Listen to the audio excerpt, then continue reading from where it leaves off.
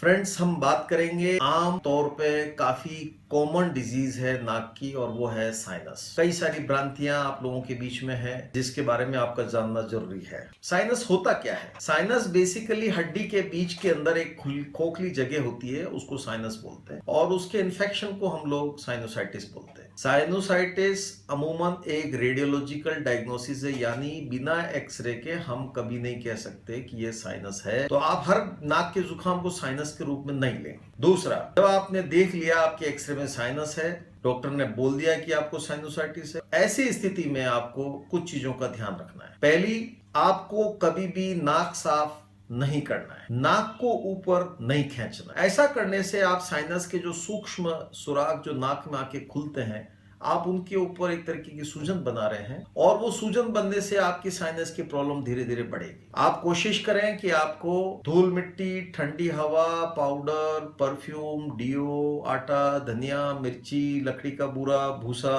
फूलों का पराग, इनसे बचना। आप एक नाक पे रुमाल बांध के रखें और कोशिश करें कि ये चीजें आपसे दूर रहे, तो आपका साइनस अगर एलर्जिक है तो आप बचे रहेंगे। साइनोसाइटिस अमूमन बैक्टीरियल भी हो सकती है। बैक्टीरियल साइनोसाइटिस है तो इसका मतलब अगर आपके इसमें दर्द आ रहा है इस हिस्से के अंदर, तो ये बैक्टीरियल साइनोसाइटिस के फेवर में ज्यादा जाता है। ऐसी स्थिति में आप ईएनटी डॉक्टर से मिलें। अमूमन जो कारण बनता है, ये दाढ़ जो होती है, इन दाढ़ के अंदर का इन्फेक्शन इस साइनस के अंदर हो जाता है, क्योंकि उसकी जड़ें उस साइनस के नीचे होती है। तो इसमें आपको दाढ़ का इलाज भी साथ में लेना है। अगर ये दोनों काम आपने साथ कर लिए और डॉक्टर के हिसाब से जो भी ट्रीटमेंट चाहिए वो अगर आपने करा लिया, तो आपकी प्रॉब्लम हमेशा के लिए सॉल्व हो जाएगी। दाढ़ में अगर कैरीज है या उसमें रूट कैनाल की जरूरत है तो जरूर कराओ, क्योंकि वो कारण बनता है बैक्टीरियल साइनोसाइटिस का। वायरल साइनोसाइटिस भी हो सकता है जो जुकाम में होता है।